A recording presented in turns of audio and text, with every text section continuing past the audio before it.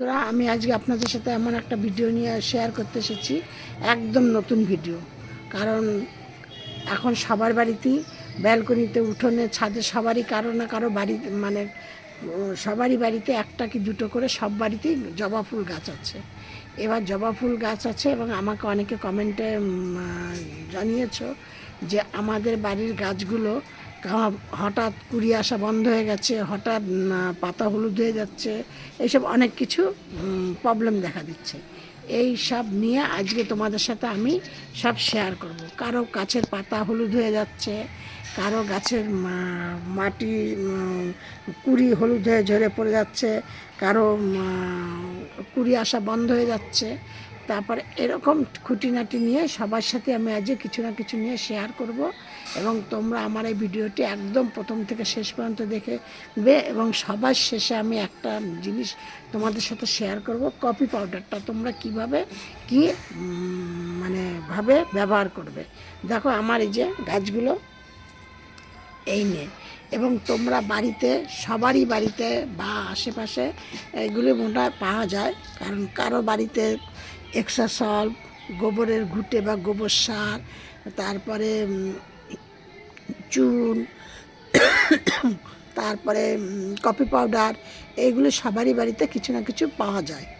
হ্যাঁ, বা পাওয়া না গেলেও দোকানে তো পাওয়া যাবেই।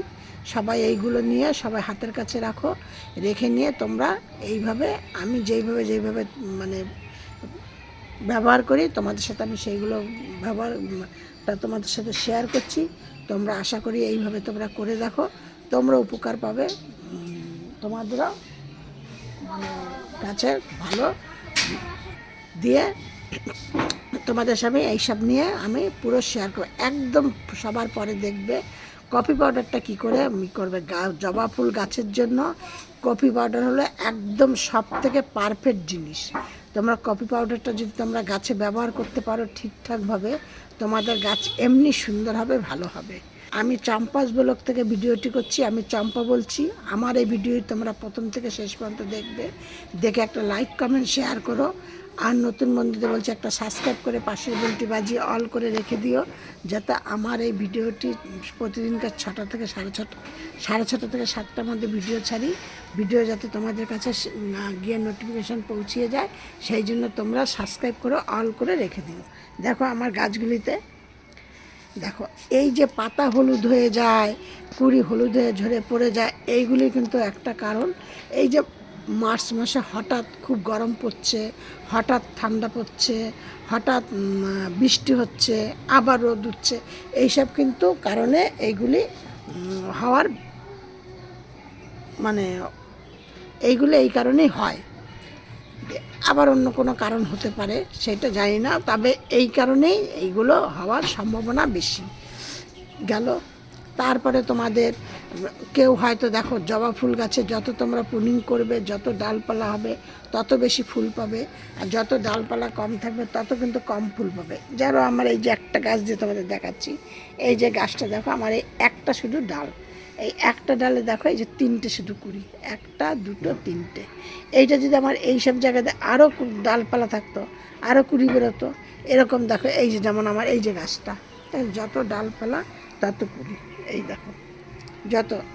কারণ এই হলো যে যত তোমাদের গাছের শাখা পোশাখা থাকবে, ডালপালা থাকবে, তত তোমাদের কুড়িও বেশি হবে, বেশি ফুল পাবে।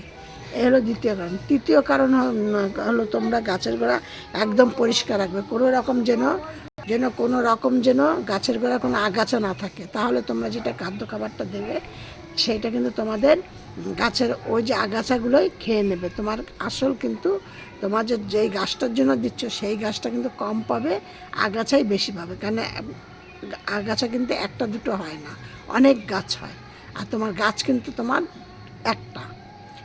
এই কারণে এবার তোমাদের কি করতে হবে, এবার তোমরা করবে কি, ওই যে ঘুঁটেটা বললাম, ঘুঁটেটা যদি তোমার ঘুঁটে হয়ে থাকে, গোবর সার না থাকে, তাহলে ঘুঁটেটাকে তোমরা কি করবে, এক জায়গায় কিছুটা জলের মধ্যে ভিজিয়ে দেবে, আর কিছুটা এক্সট্রা ভিজিয়ে রাখবে। রেখে মানে ধরো সকালে ভিজিয়ে দিলে, বিকালবেলায় ওই জলটাকে নিয়ে তোমরা প্রত্যেকটা গাছের গোড়ায় দিলে, যার বাড়িতে যেমন গাছ আছে তেমন দিয়ে দিলে।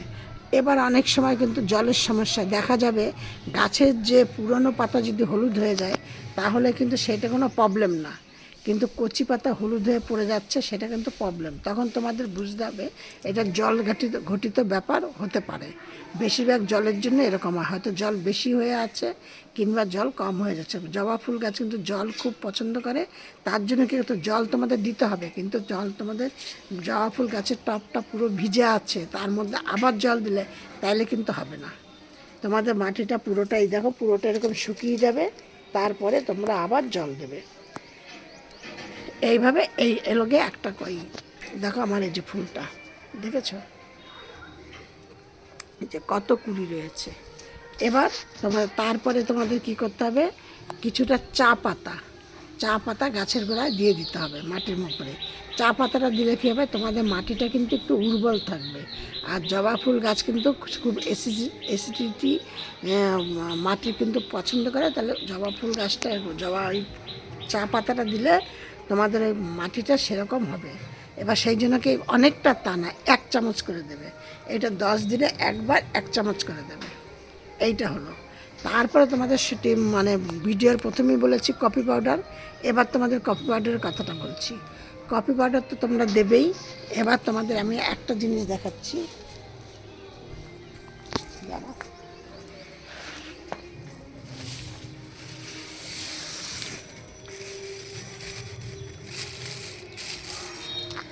একদম কফি পাউডার মানে তোমরা কিন্তু আমার যেমন দুটা তার কফি পাউডারটা আমি